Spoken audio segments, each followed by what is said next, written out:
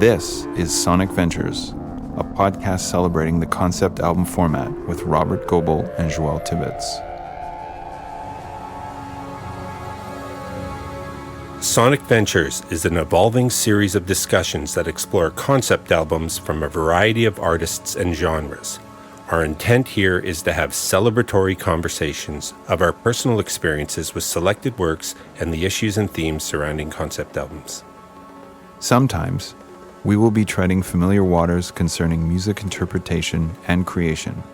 Other times, we will venture into different places of thought, emotion, and expression. We invite you to join us on our sonic venture. All right, Rob here. Welcome to Sonic Ventures Episode 7. This conversation was recorded Friday, May 27th, 2022, and the topic at hand was Canadian rock band Rush and their 1976 album, 2112. So as I reflect on this and our previous conversations, I've got to acknowledge right up front here that I've never been more excited to talk about music, and I've never really had someone I was more excited to talk about music with than Joël. So it's been my absolute pleasure to share the mic with him, and putting this podcast together from the initial idea to actually having completed 7 episodes has been really the easiest and most fulfilling creative partnership and venture I've ever undertaken. So in this way, I guess our sonic venture has been a sonic adventure, not just through music, but through developing the friendship and being open to explore and share those things in our psyches and histories that give our lives meaning and reflect what it means to live a musical life for us. And in that way, it's been an incredible trip so far. And as we approach the end of season 1, I'm even more excited about the idea of the journey ahead. So the discussion of 2112 was really revealing to me. In one of my biggest takeaways really was the idea and understanding of how important to the creation of 2112 performance was. It's a song written through and as performance, and some of the best concept albums that we know and have come to be really embody that performance element within. I think of Dark Side of the Moon, Pink Floyd, episode 2, and of course Coltrane's A Love Supreme, which was our episode 5, both indelibly married to the idea of performance and concept together, creating something definitely larger than the sum of its parts. And it's those liminal musical spaces that we reflect on and unfold in these discussions that I hope we are capturing, or at least revealing glimpses of. And it's part of why we do what we do here. The other takeaway for me was how much I enjoyed our discussion of the song's concept. We haven't really taken apart many of the concepts of these albums so far. And, that interpretive exercise of sort of examining and flipping over the different meanings and the contradictions in the meanings was really fun. Both Joël and I have some familiarity with that as writers in our academic work and our love of poetry. And so that kind of thing's right up our alley. And we both hope to do more of that in future discussions. So hopefully you can look forward to hearing some of that if you enjoyed it. So I won't spoil what you're about to listen to, but I think you'll appreciate some of the doors that we open here. Some of the doors we walk through and traverse down the hallway, and, others we only just really peek through and just have a little glimpse. But, hopefully they all inspire. And as always, if the discussion inspires you to listen to more music, know that both Joël and I will both be smiling at that idea. So that's it. Episode 7 awaits. And we hope you enjoy. But before I run off, I've got to remember, we have an email address. That's right, sonicventurespodcast@gmail.com. So if you would like to contact us, if you have any questions or feedback or just want to reach out and say hello, feel free to reach out through that email address. We'd be happy to hear from you. So here we are, episode 7, almost at the end of season 1, Rush's 2112 discussion. So enjoy.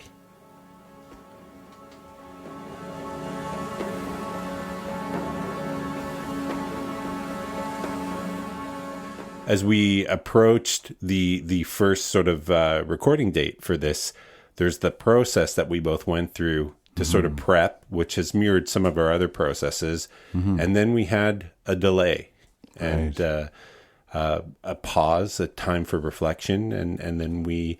Lots of reflection. Yeah, and then we had the reapproach. So as we get ready to discuss the topic that at hand here, was there anything fundamentally in that process that, as we go into this now, that has changed, do you think, the way we're going to have the conversation? Well, we haven't had it yet. Yeah. Well, I think that what you said about, we've come to episode 7. We've almost finished our season. I feel like we're coming to an end, but also we'll be coming into a new beginning. Yeah. I think that for me, this the period of time that we've had to prepare for this episode was a little bit different for me. Yeah.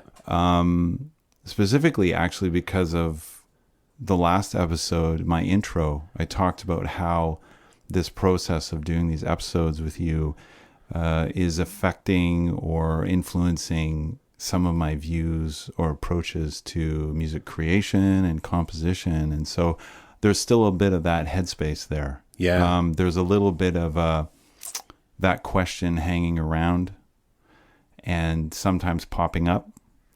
And I still haven't found anything particular with it. Maybe today's conversation will spear that on. But I think that there's something about doing these albums that we're doing that every time I go to listen to them and reflect on them, I can't really directly draw from anything else. I've talked a little bit about how the albums inform each other. But I think when I'm actually doing that reflection, if I do draw, which actually there is a couple things that I might bring up today that relate to other albums. There's still venturing into listening to the album as openly and as directly as I can. Right. So listening to the album as much as I can as it's the first time, even though often it hasn't been. Not yet anyways. I think when we get to other albums that I know that we will do that are new for me, that will be definitely happening. But even for what we're doing today, Rush's 2112, which I've heard so many times, I still attempted to come to it as if it was the first time. Yeah, and it's a weird thing because you have this cumulative history that accrue through listens. But then you have every listen is its own experience. Yes. And can be quite dominant in your mind at that point in time. So, although it adds to the cumulative history, the immediacy of the most recent listen or the most recent couple listens are sort of holding strong, and then they fade or get supplanted by the next listen. And so, right. Each sort of moment of inspiration or thought or excitement that comes with those individual listens is kind of its own moment in time that kind of fades with the next listen again, this sort of fresh, new experience of it. So it adds to the cumulative listen, and it has a brief moment of sort of holding very strong and present in your mind, and then it just sort of disappears. And where does it go? Yeah. And then here's the next new listen, which suddenly becomes very dominant and very vivid. And there's also the context factor. With all the albums we've done, I've listened to them at different times in different contexts. when I've been walking, seated, all of those contexts influence how I hear it and what I hear. Of course, also what kind of headphones I'm using, or if I'm not using headphones, right? There's different timbres that come out. There's different frequency ranges. So then that affects the listen. Maybe the drums or the sax or the bass is more prominent. And then suddenly there's a new insight or there's a new question. Actually, more often than not, it's a new question, really. Yeah. Yeah. So we're doing Rush's 2112 today. That takes us back to our very first episode that we released, where we both talked about our individual experiences with our first exposure to concept albums. Right. Mine was Sgt. Pepper. We covered that last episode 6. And that was great fun to do. Oh, thank you. Yeah, absolutely. It was great to talk about that again. And it was hard to let go after the episode for me. I continued to listen to Sgt. Pepper for a little while after, overlapped with as we prep for 2112. But 2112 was your first exposure to concept albums. And full disclaimer, it's not a concept album.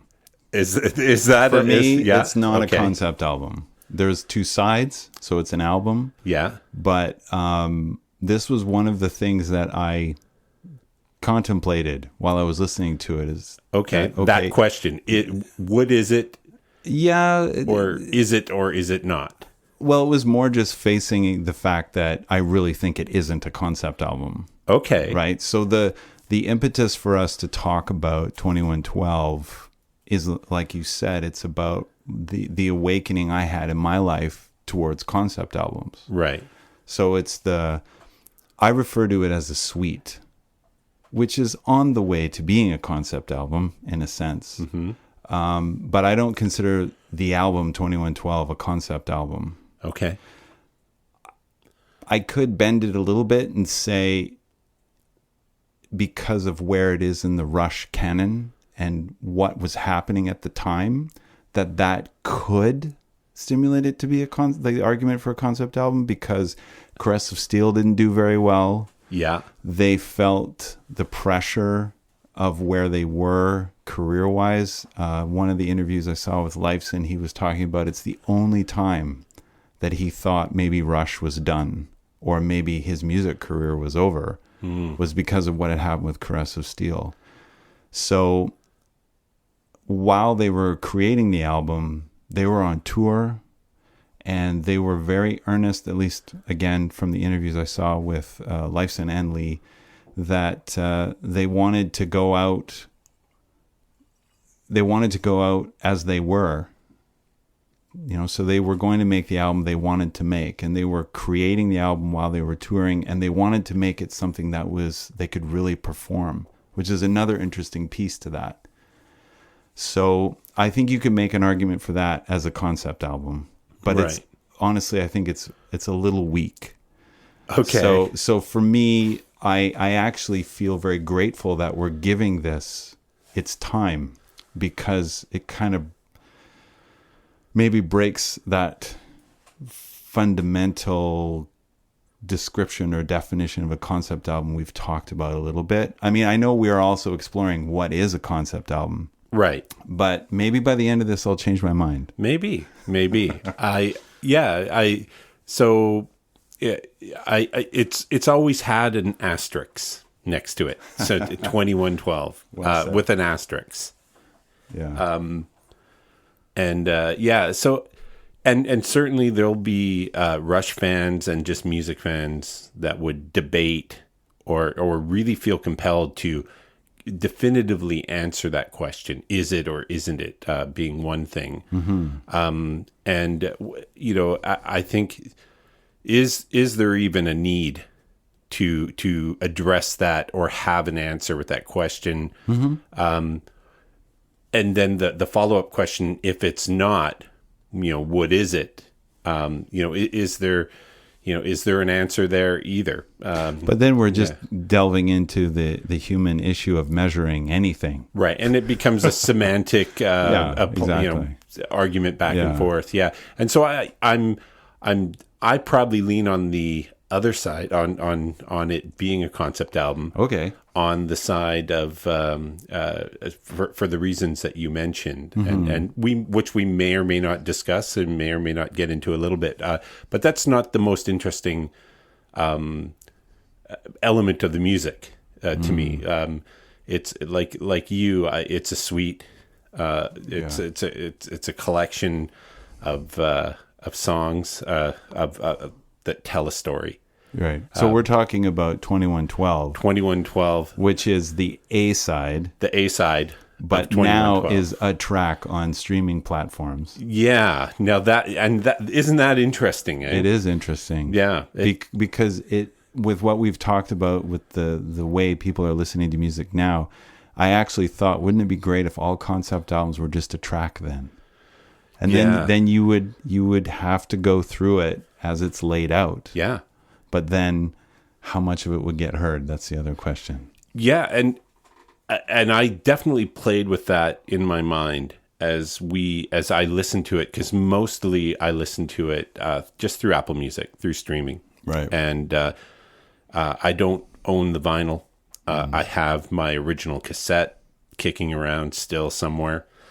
But even cassettes were such that you couldn't drop the needle on each division in the track.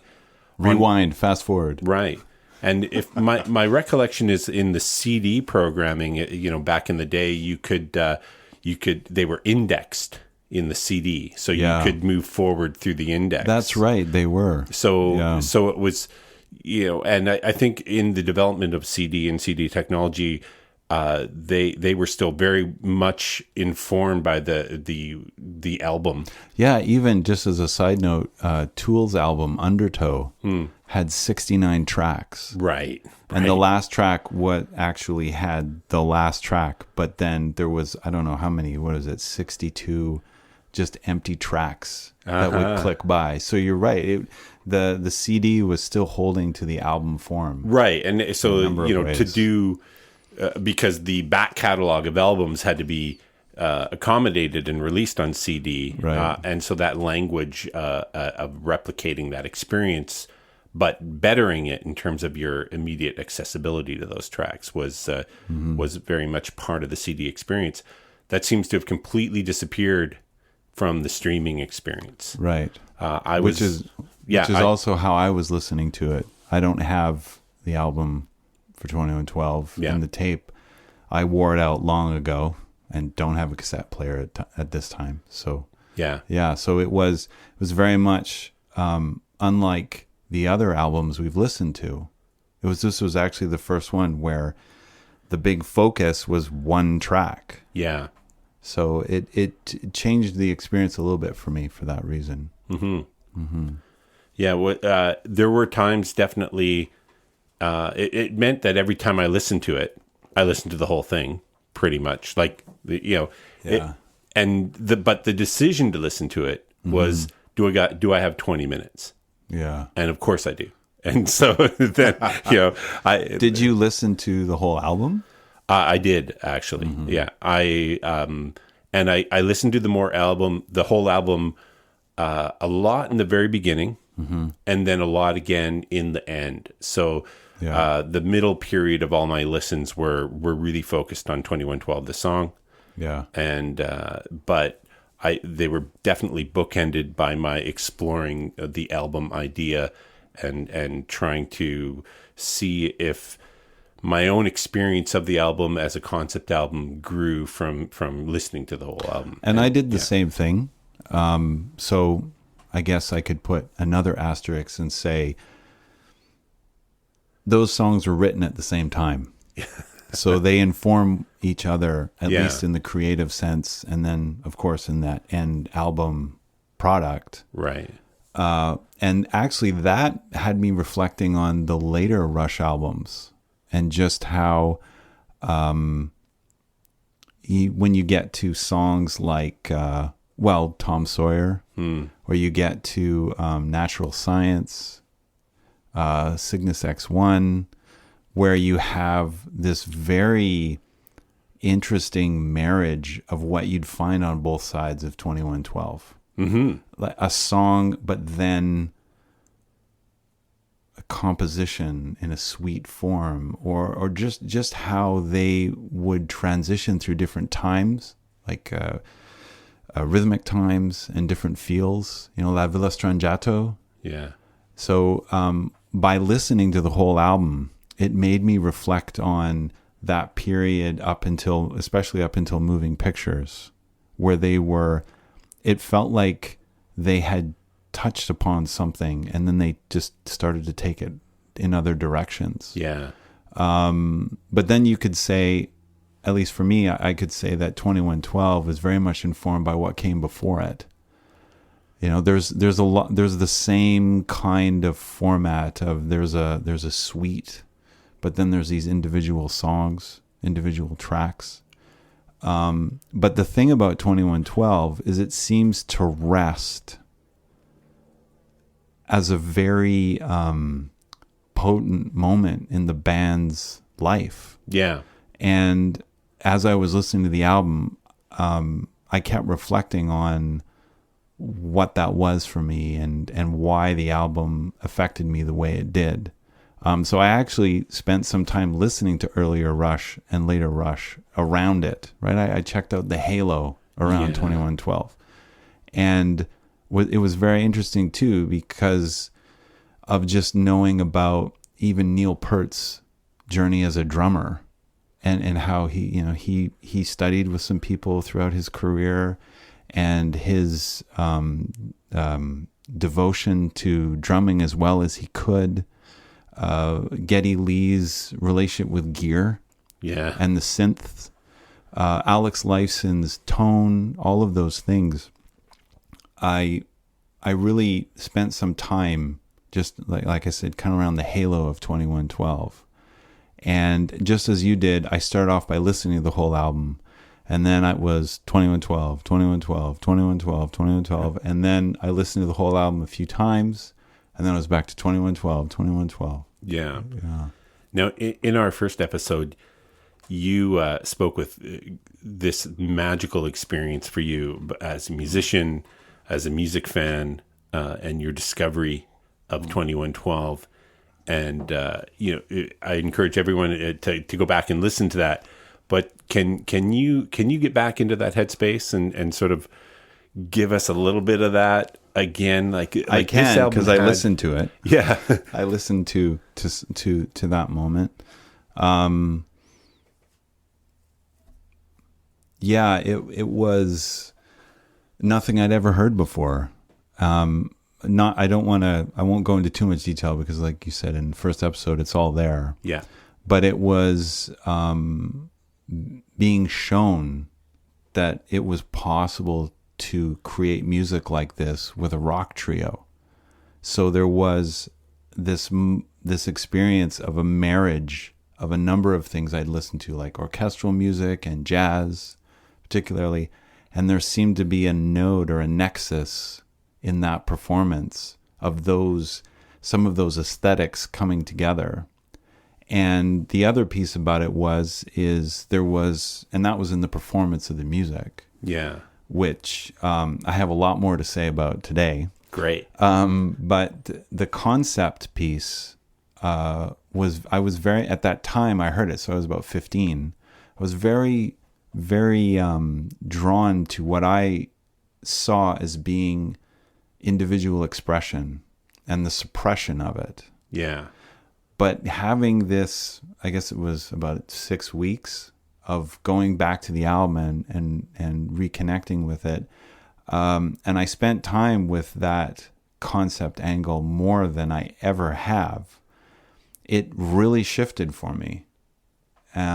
So one thing I was thinking about while I started listening to the album is something you brought up in our last episode when we were talking about Sgt. Pepper. And you were mentioning the nostalgia factor. Okay.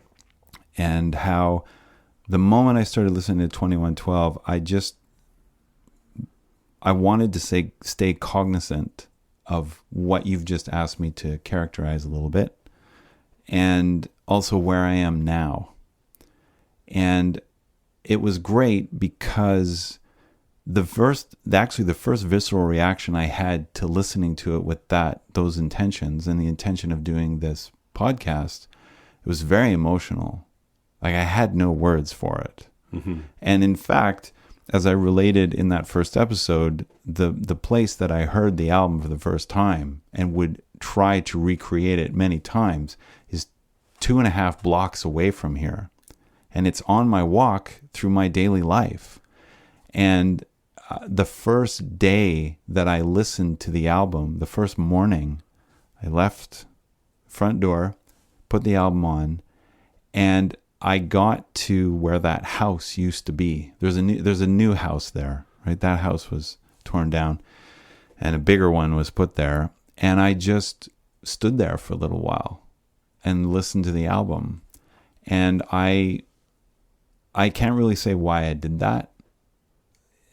There was a part of me that thought, oh, I'm respecting the past, or I'm allowing myself to pay a deeper homage to the experience. But really, in the end, I just felt that. I felt the need to just do that. Oh, I get that. I mean, there's a corporeal element to that, as well as a temporal element to that you're reconnecting with, that can get overlooked because music's something we hear that's in the air, Yeah. and we hear it through air, through waves of sound, and but it's a body experience. It's a time experience, and reconnecting to that corporeal experience, connecting you to now, to your body now, and often things like location, Yes, is how we access that, and so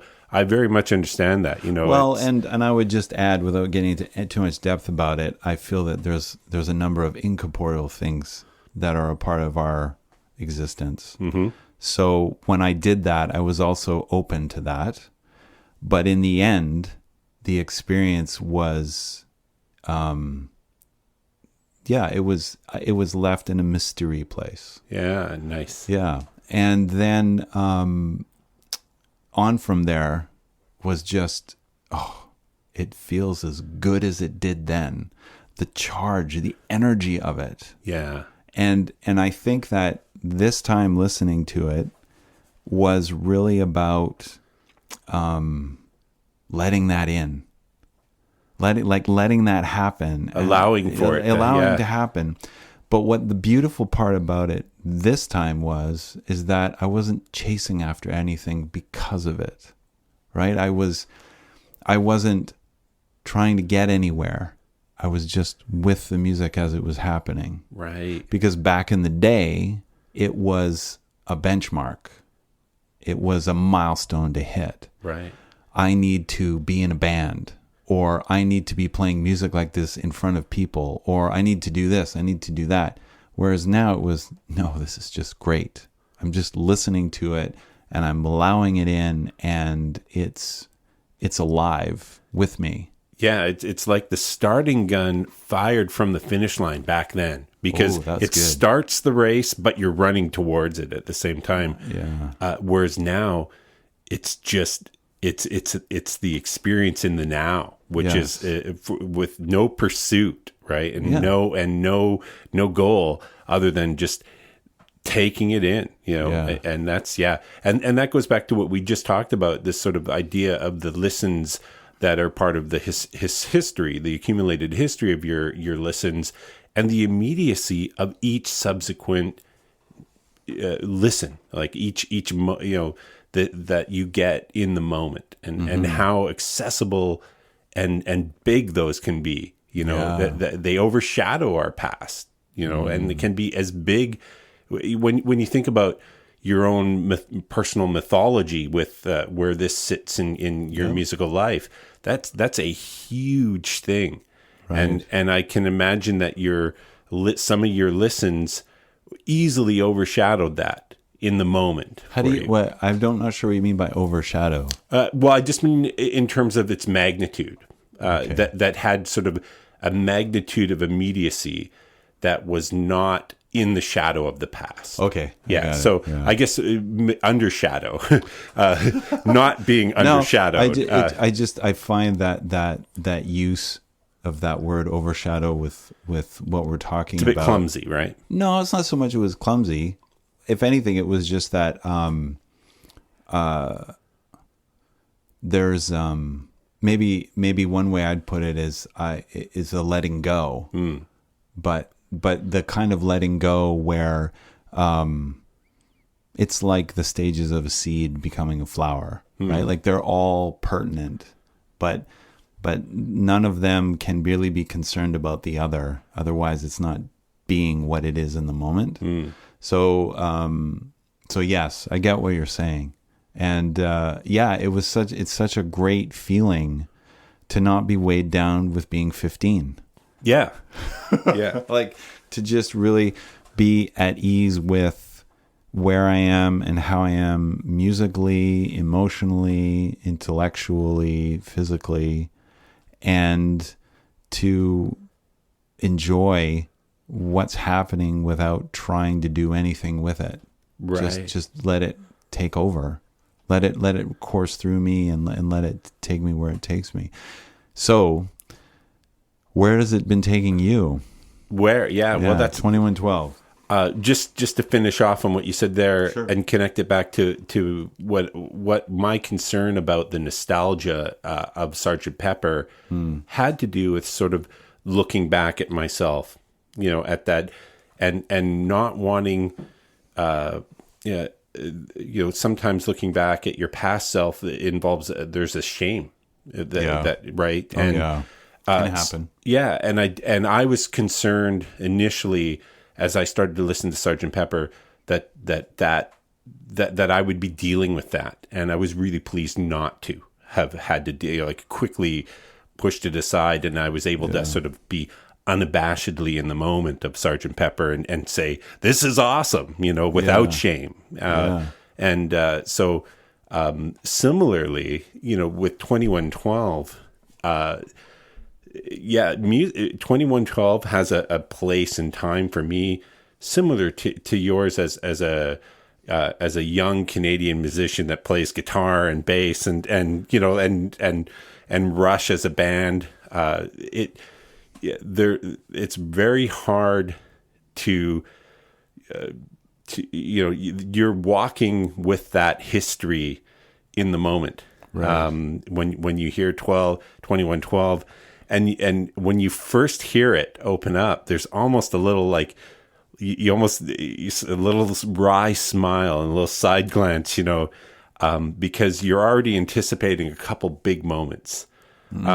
You've got the overture is thrilling, right? Oh yeah. Like just to bring up an expression that that we've used before, the full meal deal in the overture is amazing, right? I mean, it's there's so much in that overture that is just as fresh and exciting today as it was for me and yourself back then.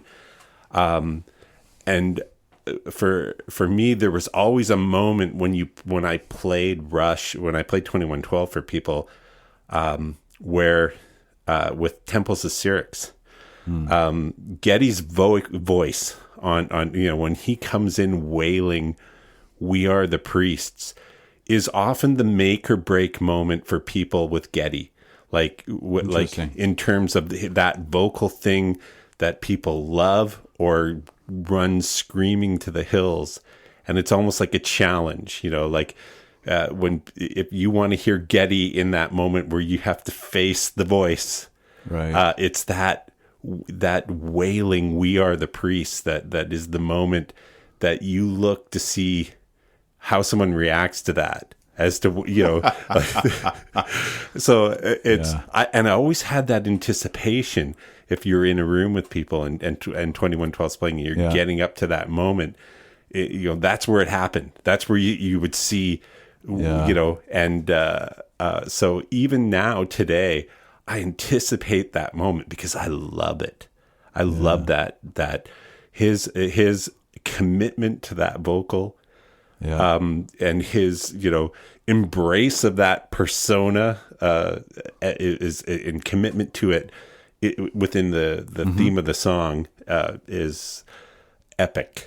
It's beyond epic. It's just and there's an amazing space around his voice. You know, there's the youth of his voice that informs that, but when just that lyric you're talking about, when he says that, it sounds so much as a declaration. It's huge. I see the priests. It's not Getty, right? It's visual. I see them sitting on it from high, singing down, you know, towards everybody, and just unabashed, all holding Rickenbackers. Yeah. Okay, so we're touching on something that I'm really interested to get into more, which is the music. Yeah. Like why? What is going on for you?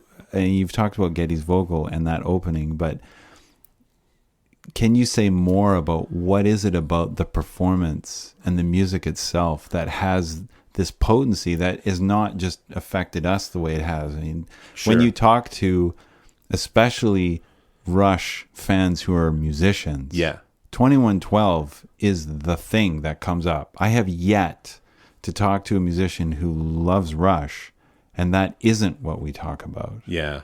So what is it for you that's happening in this that makes the music so potent? I thought about this, and I can remember the excitement of playing this song with a drummer or another guitar player. Talk about side glances. Yeah. and you know, and something to do with time, and the anticipation of the unison playing and the accents and there's an intimacy that you have to have, and a sync you have to have as a musician to play 2112. That's a great word for it, a sync. You got to be in the pocket. You got to be, and together, right? Absolutely. It's a group pocket. It's a group pocket. Yeah. And before, you know, you might not even be a musician that even knows what a time signature is, right? There are, and were back then, lots of people that weren't educated as musicians. And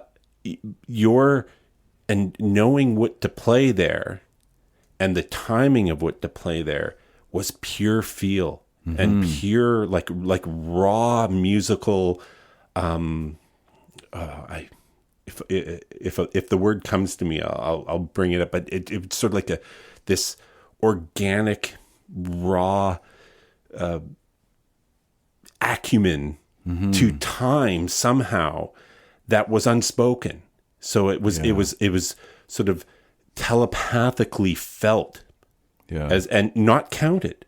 I never played as a young person 2112 counting that out. Yeah, I didn't count it either. No, but you knew you had it or you didn't have it. And playing that together, something to do with that connection, something to do with that shared understanding of that song through its time, that it made it like an initiation, you know, into a club, into something that, again, for Canadians in particular, I think had another level to it, you know, an identity. See, it's secret club. Just as on the side, though, it's interesting you say that, because the only people who knew Rush that I knew were in the garage with me playing it. Yeah. Everyone else, Rush, maybe if we were in Ontario, you know, I think I felt that when I was here, there was an intimacy that was happening with that music, with the two or three people that I would play it with. But outside of that garage, nobody, like it didn't have the same pull.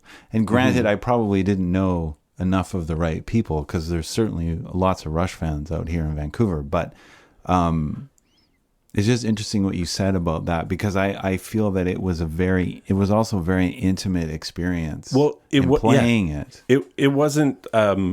It was a private club in the sense, like it was sort of a secret kind of club that when you got that, you attached that pride to your Canadian identity, to your music. I didn't see it that way. Yeah, that's interesting. Like, for me, it was huge. Like I think I know where you're going, so tell me if I'm wrong. Okay. But of course, I thought it was remarkable them being Canadian, but it wasn't. I didn't play it with that kind of mindset. It was much more personal and among the individuals I was playing it with. It wasn't, I didn't feel this is Canadian. But that's me. That's just my take on it.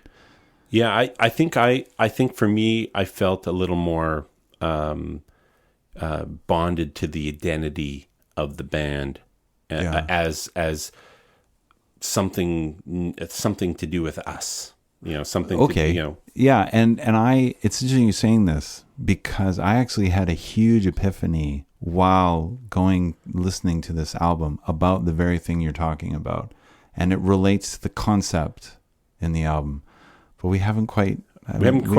We haven't quite got there. Okay, yet. But for the music and the way you were talking about playing it, very similar experience. Yeah, there was this kind of intuitive rush. Thrill about, we're going to play 2112. How far are we going to get? How is it going to go? And the other thing about playing that suite is that along with that cohesion, there's such autonomy in the parts. Mm-hmm. Like even in the overture, they all get, even there's guitar solos peppered throughout the whole thing, and that stands out in its own way. But the drum fills, the bass lines, the bass fills, the bass riffs, that was the other thing that I was thinking a lot about why would this really grab someone to play it? Because I think that there's the orchestrational tutti where there's everyone playing together at the same time rhythmically. Yeah. But then there's these beautiful expressions of autonomy in the fills or in other moments. And so you are looking to do things together, but you're also looking at doing things independently for the sake of the whole thing continuing on. Yeah, well, and again, with Rush being, a power trio,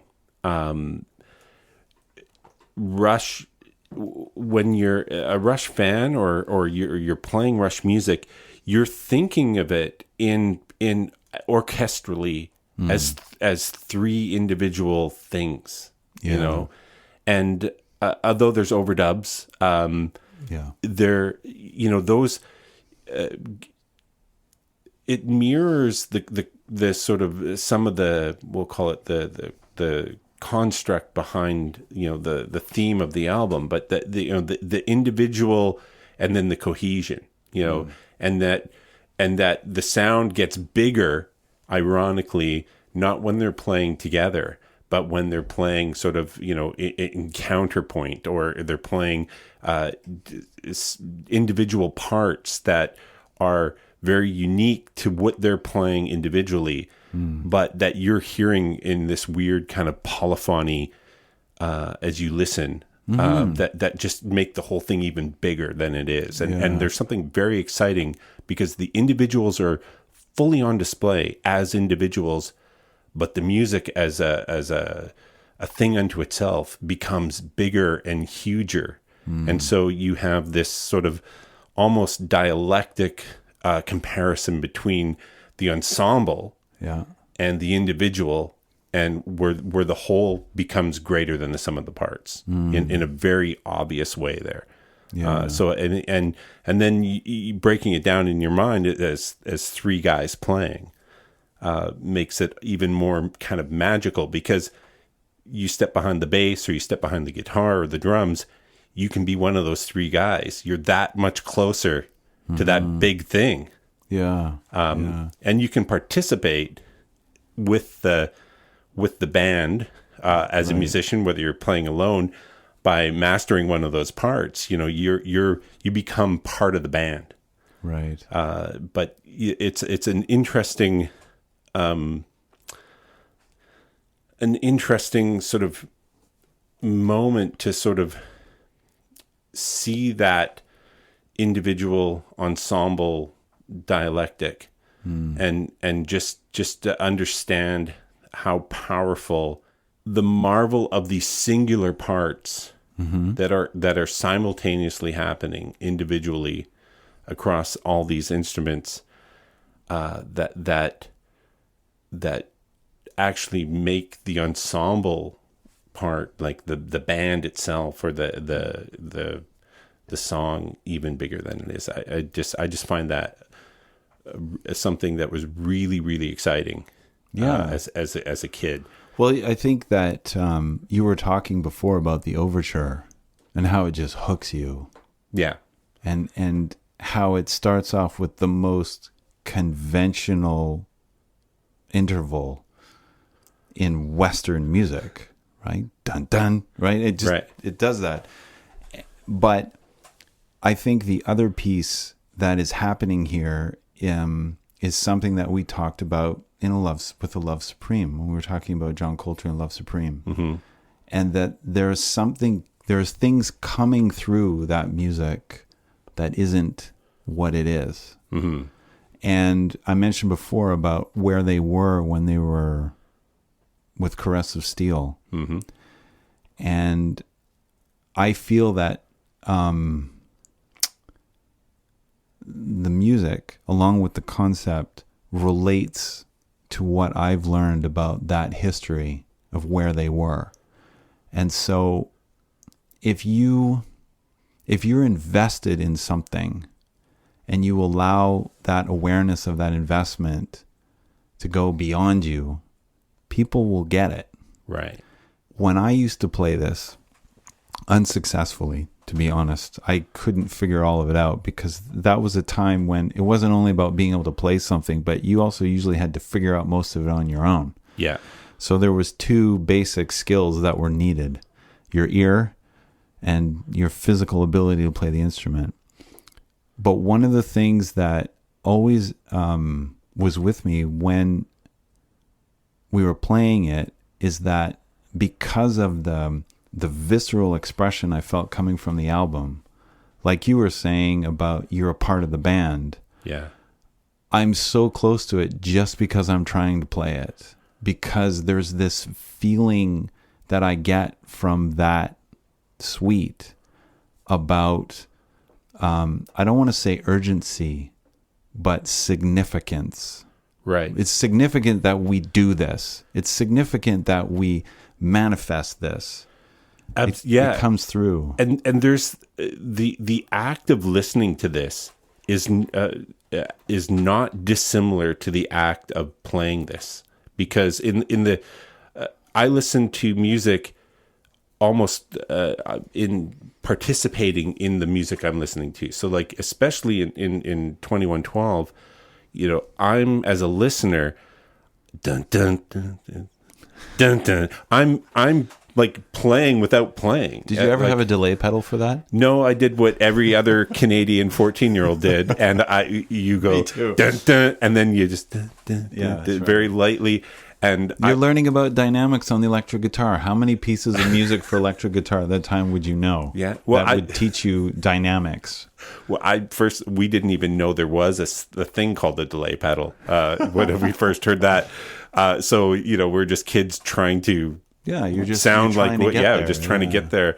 But I bet you every guitar player that learned that as a young kid did that exact same thing without a delay pedal, just dun, dun, dun. And they have the timing of that sort of married into their playing, which is interesting, because when you hear Life's in Play It Live on a few cuts with a delay pedal, and the delay's slightly off, you're like, no, that's wrong. It doesn't quite match this delay time that you've embodied in your experience of the song. And it's really interesting to kind of go, no, not that one. You know? But, and just in terms of speaking about a musical choice or compositionally, that delay part is brilliant, because what it does, at least for me, in the way I experience it, is it creates a dimension that wasn't there. It actually, it's almost like you've only started with X, Y, and then now you have the Z axis put in. You've talked about this in previous discussions, but just the sort of the sound recording elements of this that create these places, like the sound effects and the sound design of this album, that gives it its spatial depth. It gives it location within the song itself, whether it's the cave, where you hear the waterfall. And the echoing. That delay gives depth to the space that puts this performance somewhere that seems to have a physical space to it that is part of the sound design of the whole song. And I think you're right in that echo, that delay pedal is a really big thing that brings you into that space so that you're like in the middle of this performance. It's definitely three-dimensional. It's not two-dimensional. No. Without it, I think it would be a fundamentally different song. And the fact that it happens right up front, right away, is that's the hook that pulls you into the song. I think it's the most important hook in the whole overture? thing. Yeah, in the overture, or the whole suite. I'd say the whole suite, because it carries through, but it's the hook that grabs you and pulls you into the song right up front. Yeah. So it at least in my mind, it's and the delay itself, like you were saying, it sounds so intentional. Yeah. It's it's not like, oh, we got to fill it up. No. It's this is saying something. And this brings me to thinking about the whole suite. And while I was listening to this, just really enjoying the efficiency of transition, of how economical and accurate the whole thing moves. And as I was thinking, and then also bringing in the concept, I was thinking about what is this making me, what is this drawing me to a parallel? A comic book. There's just something, and it's not to say that there's anything lacking in its presentation. It's just so economical, like a comic book. So it's almost like every moment of the suite is a page, and then you have these panels. And the panels, the way comic books are put together is really brilliant, and it's a very rich concept of presenting ideas and imagination over time, right, or in space. And when I was listening to this, just the way that they move through a movement, and how the tempos change, how the feels change, and you can just really easily follow along with it. There's no disruption. Nothing is disjointed. It's so economical, and it's so direct in how everything flows into everything else, that even the choice of that delay is in that same kind of realm of nothing is wasted. It's so well crafted in terms of time. Yeah. That I think that is another part about it. It's where, oh, it's over?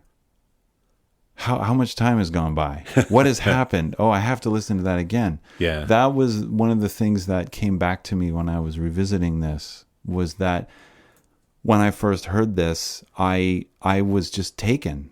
The art of transportation of human beings is to make them feel as little of the actual journey as possible. Mm-hmm.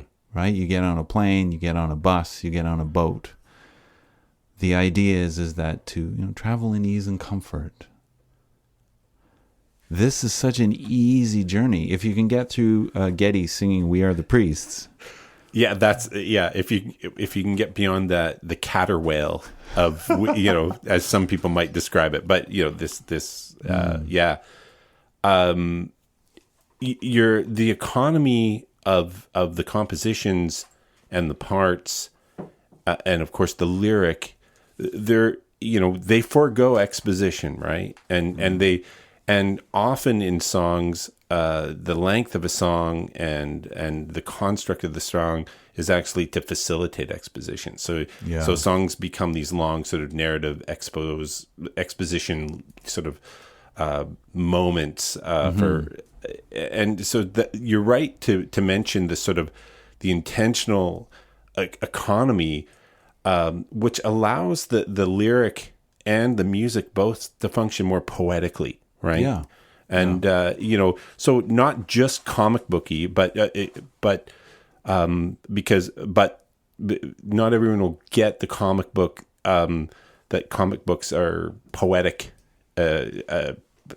things themselves. That economy is not because kids have short attention spans. It's just you can actually say way more with less. Mm-hmm. And that's what 2112 does. You're totally right about that. Way more with less, and that does that echo what we just talked about in terms of like three guys playing and big sound and individual parts with so way more with less. It just seems to be something this band did and became just themselves as a band. But at Neil's lyrics over time got bigger and exposition became we'll call it they're more narrative within his lyrics, but there's an economy here that is really interesting because they tell a very vivid tale with very few lyrics. And it's interesting you saying that, because that's part of that comic book piece, is that it also had me reflecting on what Sting said about his process with lyrics, which is to find a way to economically tell a whole story, which is one of the things I've always appreciated about his writing. But when I was looking at the conceptual literary content, the way at this time, there was some things about it that just I don't know why they're there. Okay. Like, and actually not even just literary, like even musical. Why is there the 1812 overture in the open? Like, why is that there?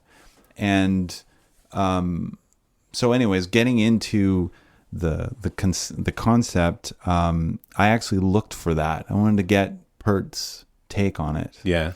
And the one thing that I found that was really interesting to me is that he said that he wanted it to have a Hitchcock ending, so that you're expecting something, but then you get two things.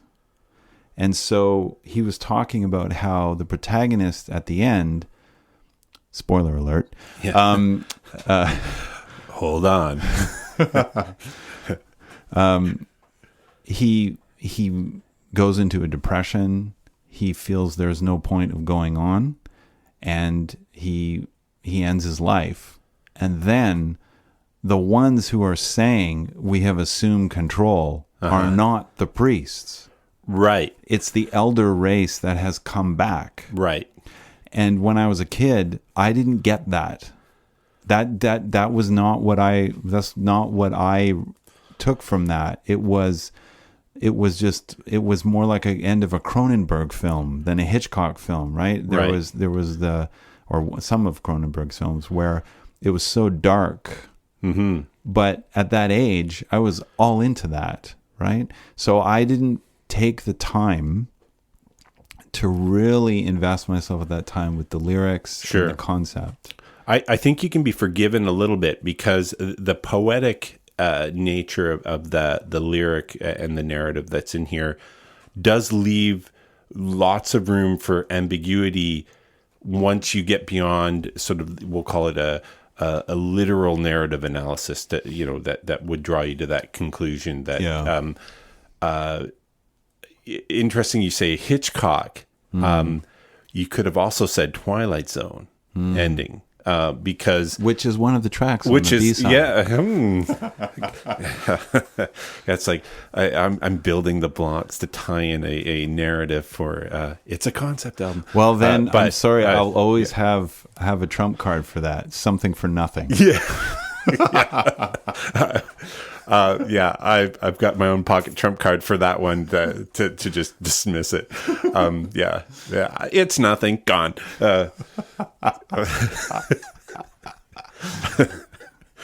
You got to laugh sometimes. The actual narrative and the story itself, certainly as a kid, got the general sense rebelling against authority, rebelling against the individuals that were trying to suppress our young creative selves. There's a lot of just parallels in the growing up journey, where young people, everyone's an authority, and every admonishment and every either prescriptive or prohibitive bias that is leveled against you by some authoritarian element outside your control. And so I think for young people in particular, we're drawn into the lyric right away, and the narrative without needing to understand too much about it in its specificity. But the twist at the end, and there's also this sort of element of reliable narrator versus unreliable narrator as you go through through the lyrical content and just what this elder race that are posited in his idealized understanding of them and what happened there, coming back and what the conflict was. I mean, the priests speak directly to the elder race sort of as being like like they destroyed things, like, we came in to pick up the pieces sort of thing. So there was this sort of malevolent force that was here before, and we've cleaned up the mess, and look at, we're living good lives, and the narrator has this idea that there was sort of these blessed ancients that's, for whatever reason he doesn't really posit, sort of just left to go through a process of even greater becoming out into the universe. And so whether his visit with the oracle and the soliloquy is to be relied on, or it's just a projection of his own. Which is interesting, because if it is to be relied on, then there's a whole other area of altered states of consciousness that come into that, right? He was shown all these things, right? There's the question of, was he shown? Did he make it up? Like you can do that, which is not problematic for me at all. Like I appreciate multidimensional symbolism. I write it. So I'm down with that. But I think that it's just interesting to look at it now and delve into things like Temple of Syrinx. Syrinx is a Greek Greek entity, and the whole idea of the water nymph, and how, as the story goes, Syrinx was this nymph who was pursued by Pan, but she was chased. She was chased.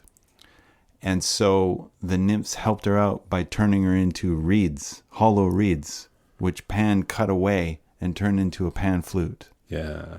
So you go, wow, that suddenly becomes really deep. Yeah. Because now we're back to music. We're back to sound. Mm-hmm. And then that whole idea of the lifeblood spills over. Where did he find the guitar? Yeah. Behind a waterfall. Right. When he finds the guitar in the waterfall, he's inside a resonant chamber while he's playing a resonant body. Right. You know, so there's all these other places that I went symbolically with it that I didn't do as a kid, which was nice too, because I didn't feel like I had to put it together to make sense.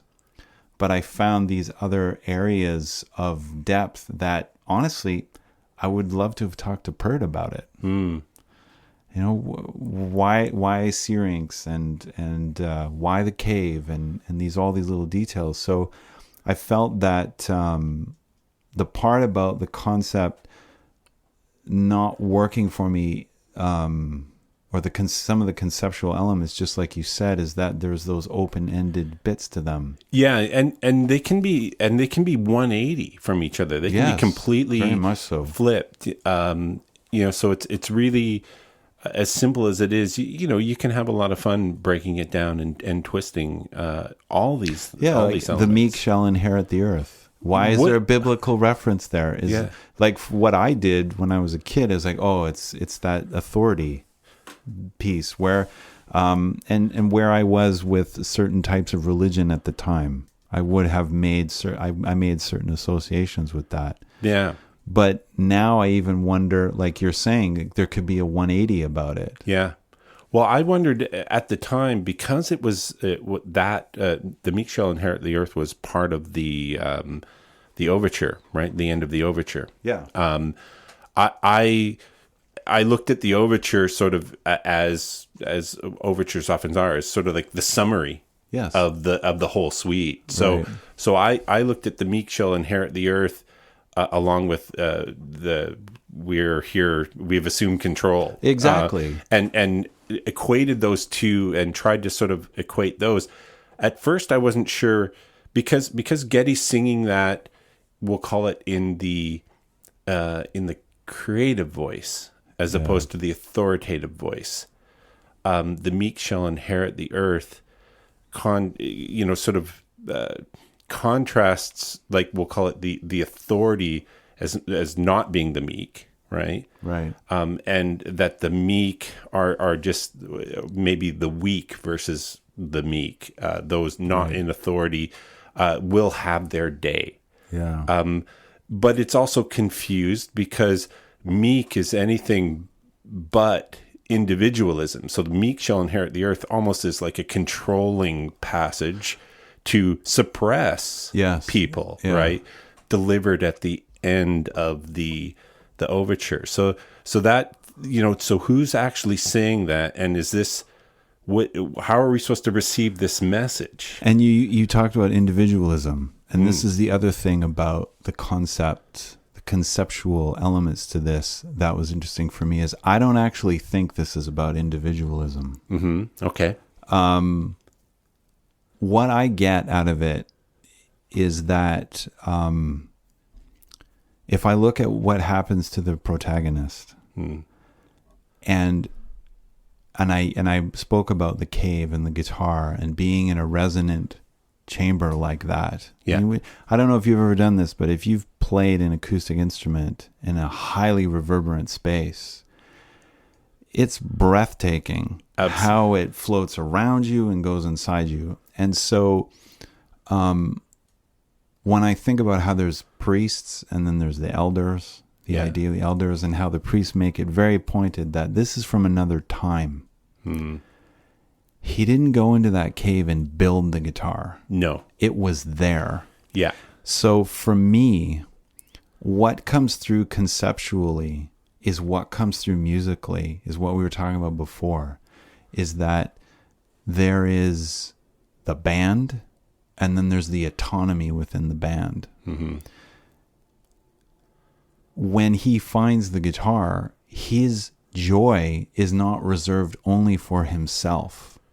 He wants to share it with the priests, and it even says very clearly, so that other people can make what they want to make. So for me, I don't see the concept being so much about individualism, but more an exploration of the relationship between individual and community.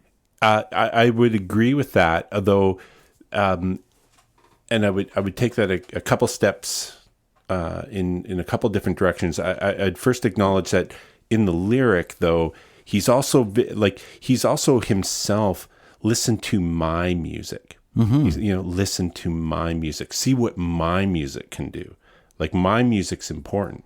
There is that initial element to his song that problematizes what he then says. It's like, oh, so everyone can do this, but he's definitely very concerned about this beautiful music that he's made, and he takes a certain ownership of that.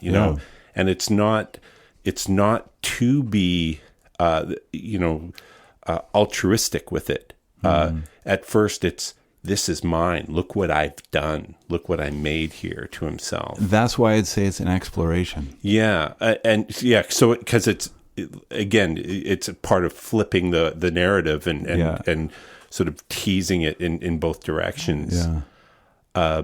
And the fact that I've always sensed, being relatively individualistic myself at different times, that the firmer the boot is on my neck, the more strength the more my individual identity I gather strength to. So, and I'm gonna say our friend in this narrative kind of checks out a little early, like anything but the like he gets his rejection, and he, instead of like reaffirming his individual, sort of stance against the authority, and being and deriving some sort of self-definition from it, now being able to see himself in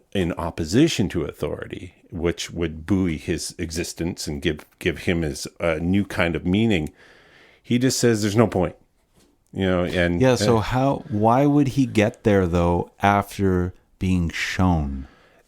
Another curious, why is it that he would see all those things and then fall into that despair? So they show him what either could be or what's coming, right? Depending upon how you interpret that lyric. Yeah. The fact that he goes light years into some either future or away from this to this transcendent moment. He's talking about being, right? He's talking about, he's talking about Heidegger's clearing, where he's experiencing some sort of meaning.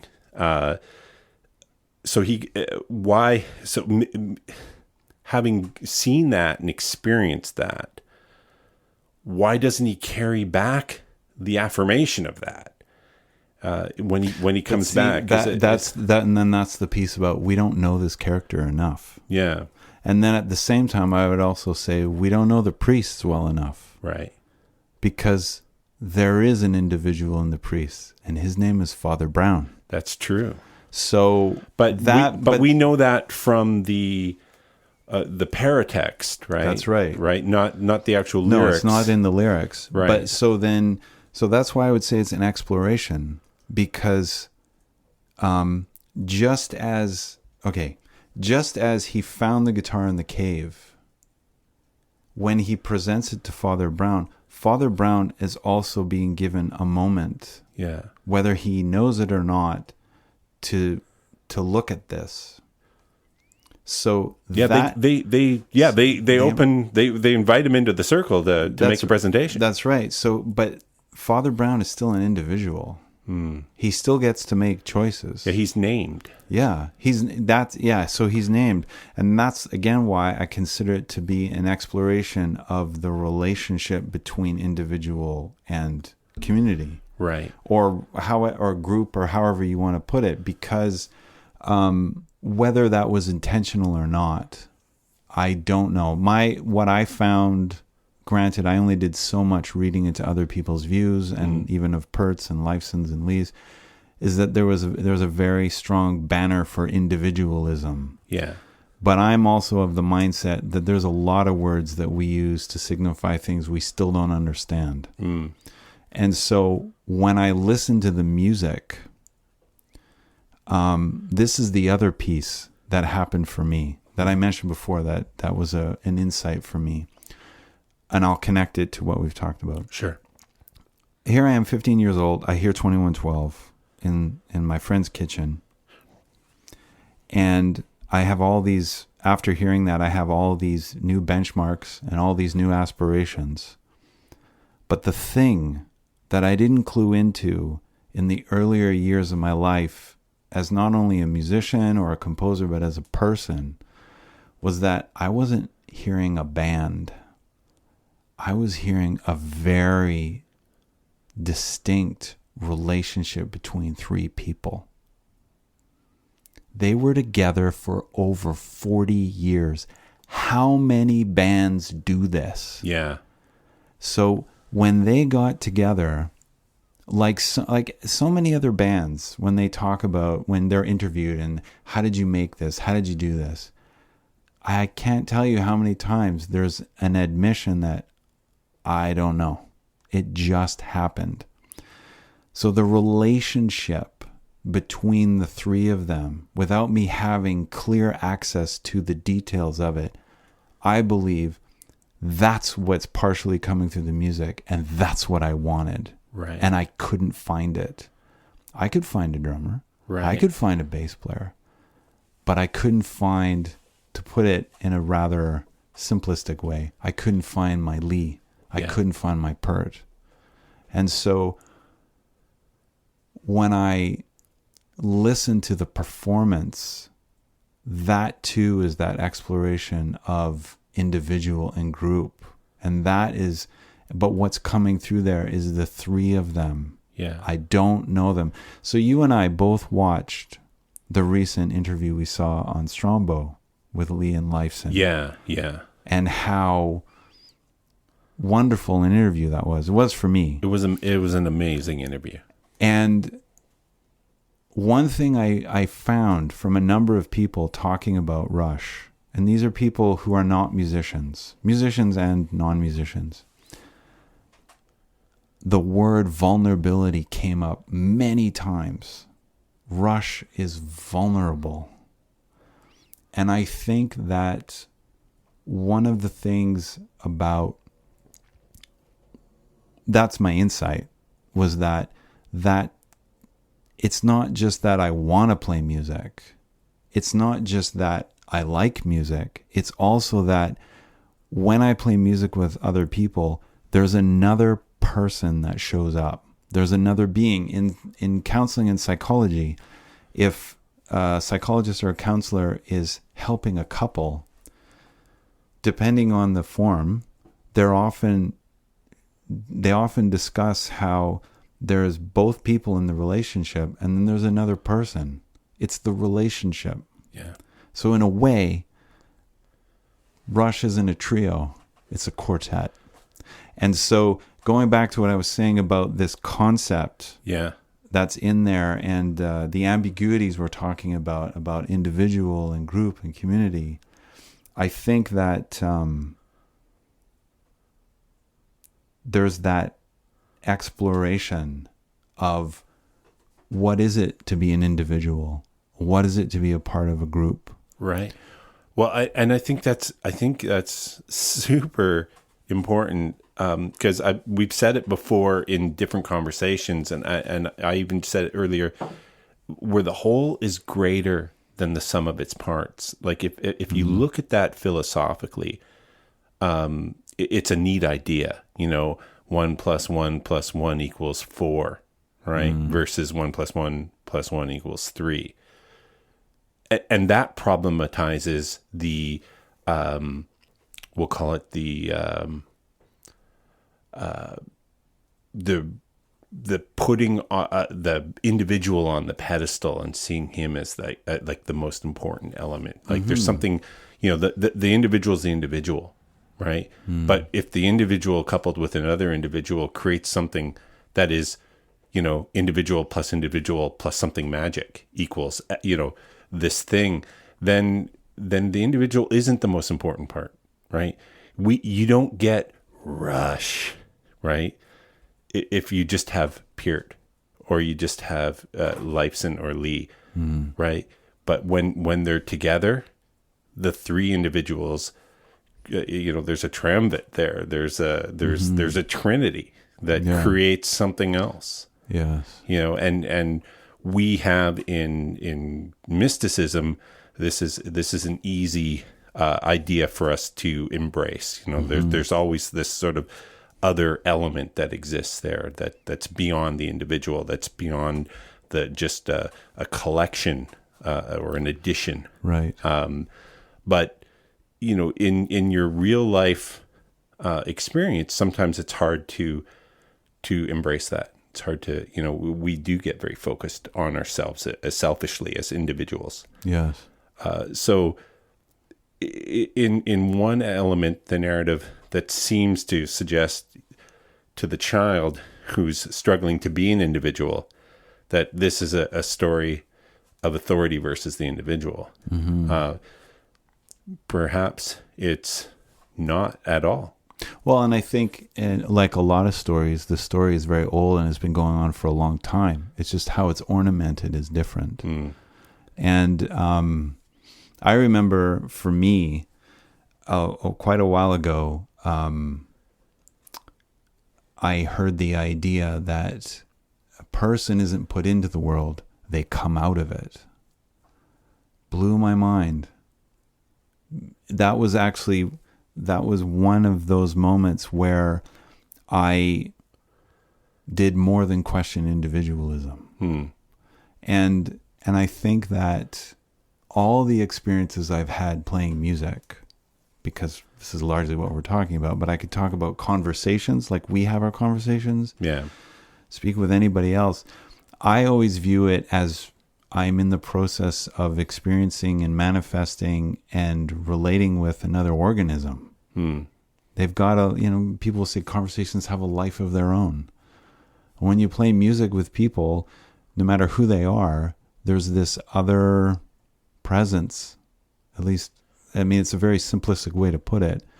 But sometimes that presence is just amazing, and sometimes it's just holding the door open for you to leave, right? Because it's not really where you want to be or how you want to be in that moment. And I think that with 2112, where I am with it now is very much, regardless of Rush's intents with it, I feel it's just another example of that exploration. It draws me back to our conversation about Sgt. Pepper. It draws me back to A Love Supreme. It draws me back to Dark Side of the Moon. It even takes me into Freak Out. Yeah. In that these albums that we're talking about, all of them, the ones we will talk about, for me will always carry with them that experimental, explorational feel. But for this album in particular, the place where I find that there's the most ambiguity is in the lyrical content and the conceptual content. But the performance, I have no questions about it. Yeah. Because I'm not thinking. Yeah. It's so visceral. And this was I talked about it in the first episode a bit, but I've decided to give it a name. Okay. I've created something. Yeah. What happened for me when I first heard this suite was something was ignited inside me. And I like to call it a visceral timbre. And I had that experience with other music. jazz, with orchestral music, symphonic music, where I become aware of something in myself I wasn't aware of before, and now I need to know about it. So what happens, at least for me, and I imagine that's for other people, so please chime in on this if it is for you, is I want to cultivate the understanding of that visceral experience. But the first thing I do is I directly point my finger at what I heard and said, oh, it's got to be that. So because I heard 2112 and it ignited something in me, it's got to be 2112. Right. But then over time, I realized that it actually doesn't have that kind of identity. And so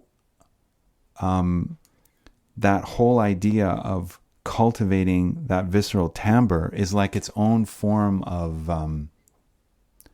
it's not just a self-knowledge, right? It's a broader knowledge.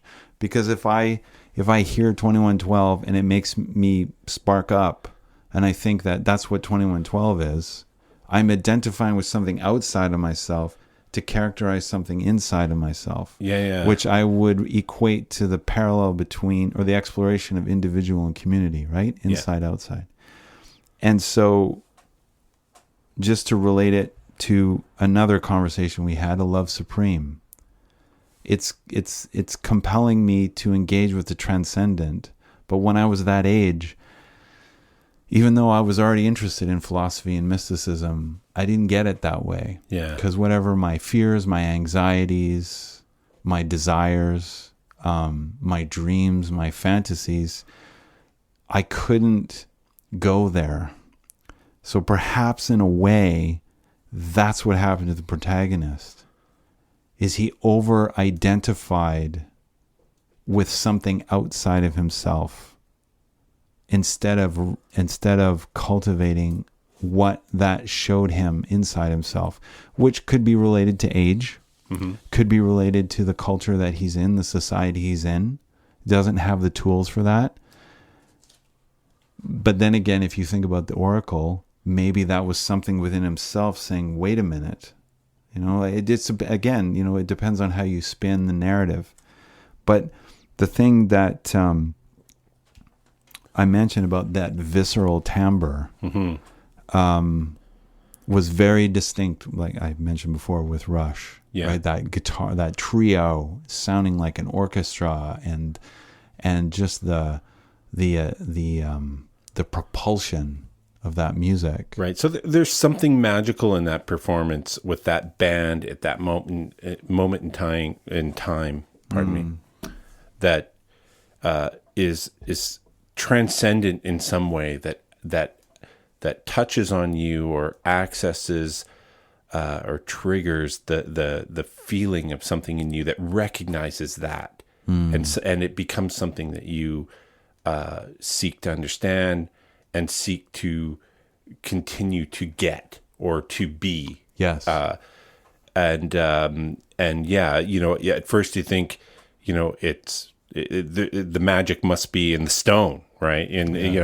But it's really this thing you found in yourself, but you recognized it because those guys at that moment in time doing that thing in that way were in tune to that moment. That it was their own portal moment that sort of gave you a glimpse into that. And so it becomes the philosopher's stone for you, into some a way of being, and a way of feeling. And very, very, very magical. And you're right to note that the performance of the piece with Rush being Rush is where that is happening. There's something really, really good about that, and I think obvious in a way, or undeniable would be better word. Like when you recognize that, it's not the magic of the narrative, right? It's not the magic of the figuring it out isn't through the story, right. it was embodied in the performance, Yeah. right? Which you felt. And I would like to add something to that very Yeah. specifically. Lifeson's guitar solos. And when I was listening to them, I was going through them, what you're talking about just there, I think is one thing that's going on in the guitar solos is there are moments when he just noise guitars is it. Yeah. Did I say that right? No. Yeah. He just does the noise guitar thing. Yeah. And then he's into some notes, and then there's the noise guitar. He embodied the emotional moment in every single solo so well. And perfectly for that point in the narrative, at that point in the song as well. Like, Yeah. so, and again, musically, its own poetic, right? Mm-hmm. Its own poetic that pulls you into this imaginarium of creating this story and the experience of the story in your mind as you're listening. Mm-hmm. So being well beyond the words and well beyond the notes. Yeah, but I think what you were saying, it also really depicts his performance of those solos.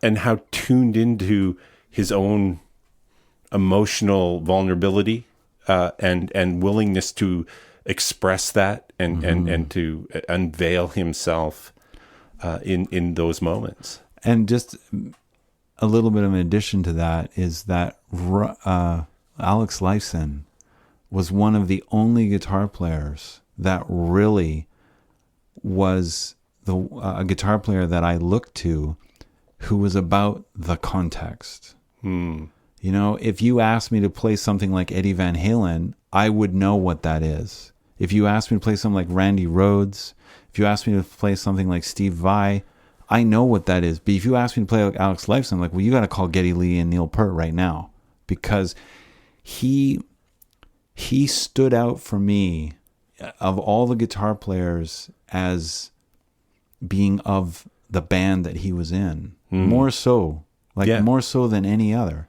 And so when I was thinking about it, when I was listening to it, I think I was like maybe the fifth or sixth listen in, is that I felt like I was listening to actually really liberated guitar playing. Yeah, I didn't know it. And certainly if you compare to like first album, right? Yeah. Which there was much more predictable guitar structure, guitar soloing, guitar writing. 2112, one of the reasons, I think you said it right up early on, is one of the reasons it's so revered in the Rush catalog, because it was it's an album that kind of birthed Rush as the Rush we love, that we came to love. We love the early stuff. I love to play the first album, the second album, the third album. I like to go through those. But Rush became something. You know, they had their Trial by Fire, and this was their Caress of Steel. Yeah, and then then there was this sort of, you know, this last stand. You know, we're going to go out the way we want to. Yeah. If you know, and in that moment, they were so in tuned that it's funny, because when people talk about 2112 being risky and a big, you know, like, oh my God, you know, this album should have sunk them, but it became, you know, their most popular album. Part of that is the vitality of those performances that you talked about that grip you. Like, it's almost self-evident when you listen to this album that it would have been received as well as it was received. How could it not have, with those performances? You know, 2112, like, if it's not like someone went, well, let's take a risk and put this one on the first. You know, that song itself was so compelling once it was recorded. Like how could it have been anything but how could anyone have doubted what had just happened there? There's once they got to the end of that, did they really think nobody would like that? Well, but maybe they came to a point where they weren't concerned about people hearing it. Yeah. That's how they found their voice. Right? Yeah. Like maybe, like you said, that trial by fire. I mean, what you're conveying right now, I mean, there's, like you said, people either hate Rush or they love Rush. Yeah. So it's always plausible for someone to rip out the carpet from underneath someone else. Right. And also, there's lots of people that hate this album and hate. Sure. Yeah. But I think what you're getting at is what we've talked about already a number of times, which is that magic that reaches you. Yeah. And also the other piece, which we've already mentioned with every single album, is there's parts about how things are made that we just can't speak about. Right. We can't answer. Right. And I think that, for all I know, maybe it was just the way the studio looked when they were in there. It just gave them that other push. Right. For all I know, it was Pert had come in. Like, I think that Pert's playing on 2112 is harder than any album before that.